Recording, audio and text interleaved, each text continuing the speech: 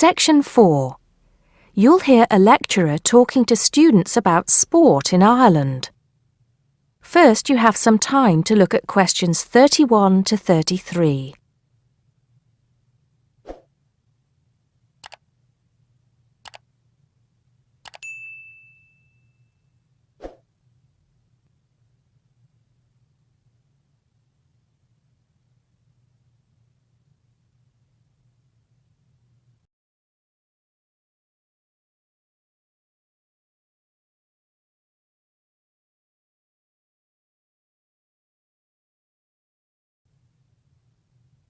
Now listen carefully and answer questions 31 to 33.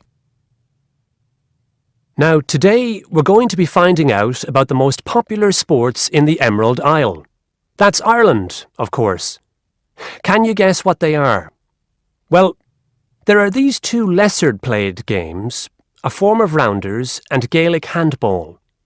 But we'll start with one which is perhaps over 3,000 years old, arriving in Ireland with the Celts, some claim. That may be a slight exaggeration, but I consider it to be the fastest field game in the world, and it goes by the name of hurling. Well, that's what it's known as in the English-speaking world anyway. So, what do you have to do? You've got 15 players on a team, one of them the goalkeeper. Each one has a stick called a hurley. Here you are. I've brought mine along. Had it since I was at school. This is what it looks like, and basically you have to get this ball, called a sliotar, that's S-L-I-O-T-A-R, so it's not spelt the way it's pronounced.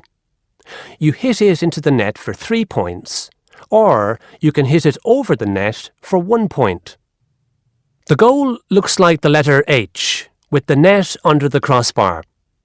The goalie has a bigger stick than the others to help keep the ball out. You can also catch the sliotar and run with it for 4 steps maximum, or bounce it on your stick. Is that clear to you all? I'll be showing you a video a bit later, so you can see what a game actually looks like. You might like to think of it as a mixture of lacrosse, hockey, and baseball. Oh, and it's played by women too, but it goes by the name of camogie in that case. Before you hear the rest of the talk, you have some time to look at questions 34 to 40.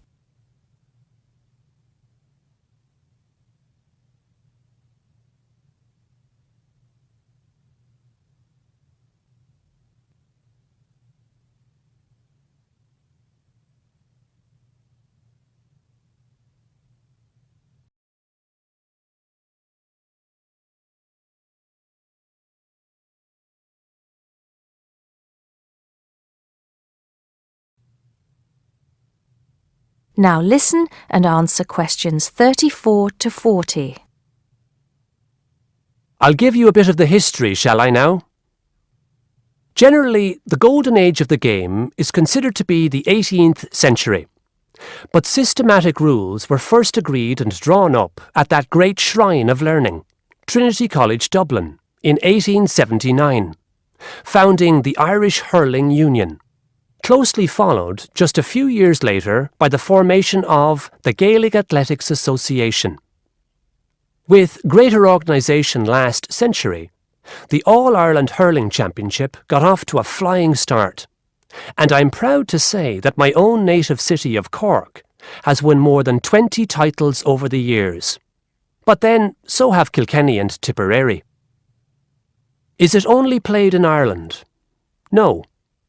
Well, it is the only country with a national team at the moment, but you may be surprised to discover there are hurling clubs in London, as well as in America and Argentina, to name just a few. The other game I'd like to take a little time to introduce you to is Gaelic football, which is played on the same pitch as hurling with the same number of players, but there's no net. You just have to get the ball over your opponent's goalposts. And you can do that by kicking or punching the ball.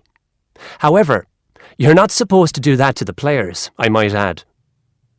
Imagine it as a combination of soccer and basketball, But in my opinion, it's a more exciting spectacle than either of those. Excuse my bias, if you will. It's also very popular with women. In fact, there are more women's teams than for any other sport. Whether despite or because of the physical contact involved, I wouldn't like to say. They do play a shorter game, 60 minutes, rather than the men's 70.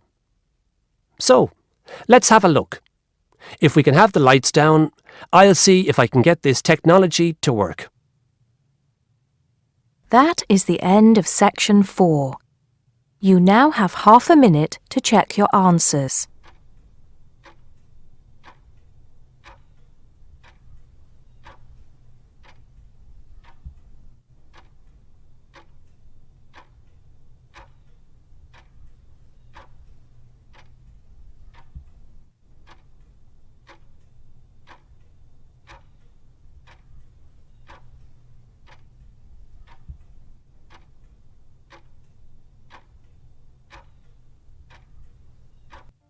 That is the end of the listening test.